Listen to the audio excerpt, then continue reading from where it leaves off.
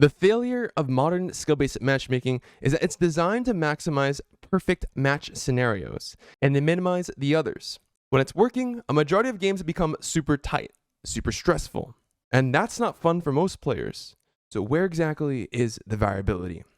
Is a tweet made by Max Hoberman in regards to an article defending skill-based matchmaking. Max Hoberman, former multiplayer online and UX design lead for Halo 2 and Halo 3, writes this tweet. I see mention of the skill-based matchmaking component I designed for Halo 2 and 3 on this site every so often. It's usually mentioned reverently. But then an outlier jumps in to claim it can't work today. I disagree. The ignorance here is infuriating. In response to this article, mentioning skill-based matchmaking is an algorithm that groups players of similar skill level together for more balanced matches. When it comes to fairer games, why is there any controversy?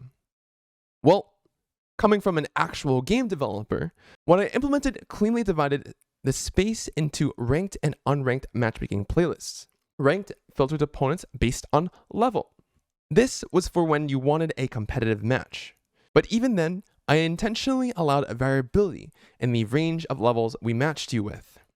And this is an important point, because without variability, when we match players that are just barely evenly skilled together, it makes matches more stressful. Which he writes, why not always evenly match people though? My reasoning was that these are actually the most stressful matches of the set. Sure, they're the most fun to watch for spectators.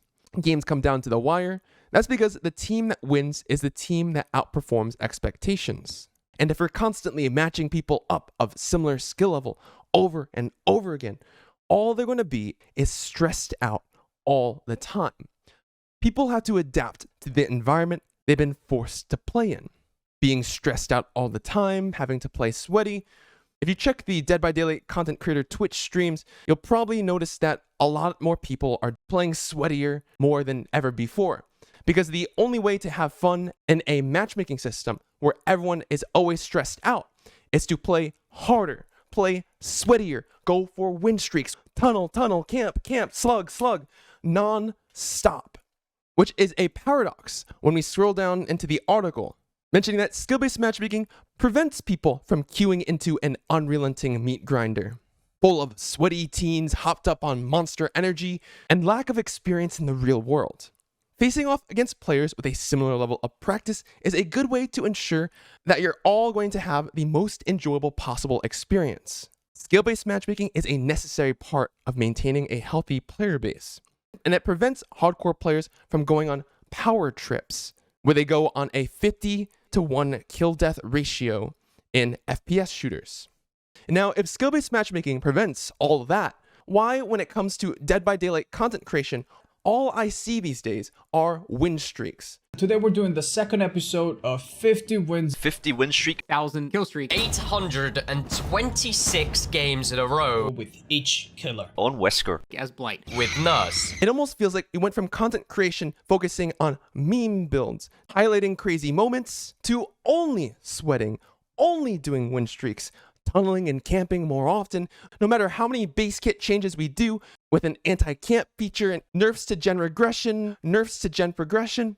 People have to adapt to their environments. And from a top-down level, from veterans to casual players, these sweaty, stressful matches aren't just exclusively played at the top level, but also the upper mid, and lower levels as well, where the game's identity becomes a sweat fest. And that's the only type of content that can exist and thrive.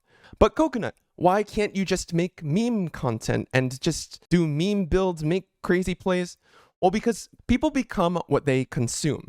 When a normal player is put within a sweaty, stressful environment 24/7 every single day, they become the embodiment of that. Anything less of the sweaty, stressful gameplay experience is inferior content.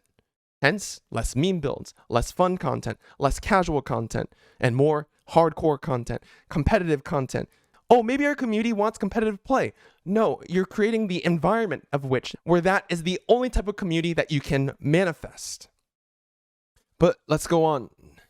Well, I implemented cleanly divide the space into ranked and unranked matchmaking playlists. Ranked filters opponents based on level. This was for when you wanted a competitive match, but even then, I intentionally allowed variability in the range of levels we matched you with. This variability was a topic of hot debate internally during development 20 years ago. Obviously, no one wants to be stomped continuously. On the flip side, it gets dull for most people, continuously stomping others. However, it is fun to have the upper hand some of the time. By intentionally allowing a range of skills to match together, we provided 3 experiences in ranked matchmaking: an easier one where you can kick butt, a harder one where you're likely outmatched, and an evenly matched one. My theory was that a good mix of these 3 was ideal. We're currently living in a universe where every match is a harder one where you're likely outmatched, or an evenly matched one. When players constantly play a stressful match after another stressful match, another stressful match, another stressful match, where's the catharsis? There's a constant build of pressure over and over and over again, to the point where people feel like they need to take a break playing Dead by Daylight. And that brings me to the point where people say it's healthy to take a step back from playing the game, which is true, and that's probably why the people on my friends list that are playing Dead by Daylight have shrunk drastically, as people are playing other games that allow them to feel that sense of relief. But when it comes to our game stressing people out, why aren't we designing a system that also provides that sense of relief? If the only emotion that players feel is sweat and stress, you can imagine how they feel within a month time period, year time period.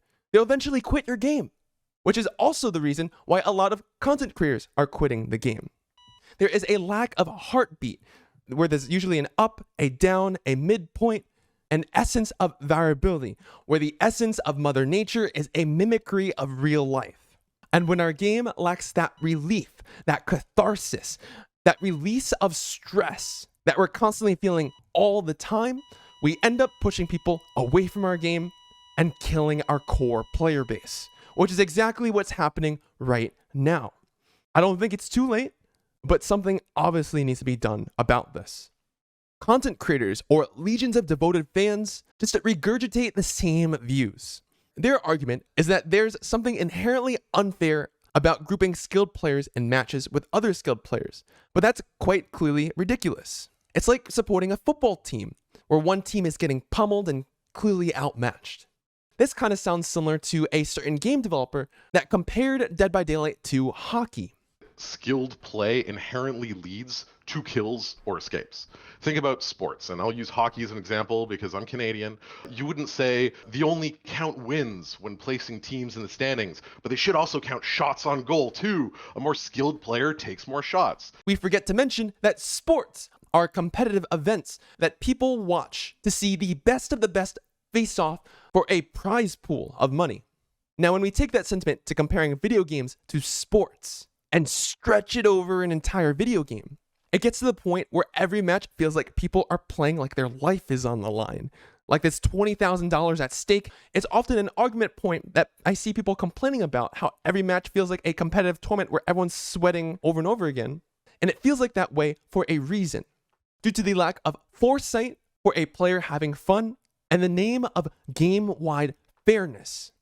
But fairness does not necessarily mean fun. The system I designed for ranked playlists ensure a healthy mix. Sure, it sucks watching your favorite team get their butt kicked in, but it comes full circle when they're the ones kicking butt. Throw in tight, evenly matched games every so often, and that's a ton of fun. Like the heartbeat analogy I once mentioned, a constant rhythm with ups, downs, mids, and lows is fun because of the essence of variability to have stressful games sometimes with a little relief. I haven't even gotten to unranked playlists yet. I designed these to not factor in skill/level in the search of opponents.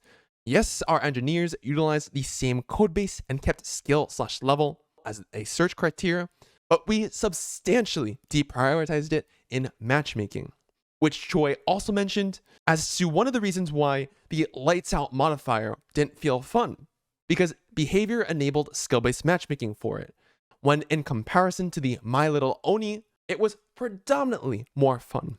Even though it was way easier to die, you could imagine My Little Oni as a game mode where people are just popping all the generators instantaneously and escaping, making less people want to queue for killer. Or the Oni constantly slugging for the 4K in a casual fun game mode just because he wants to get 4 kills every match. It would have greatly reduced the enjoyment in the modifier. We also didn't track skill/level globally, only per playlist.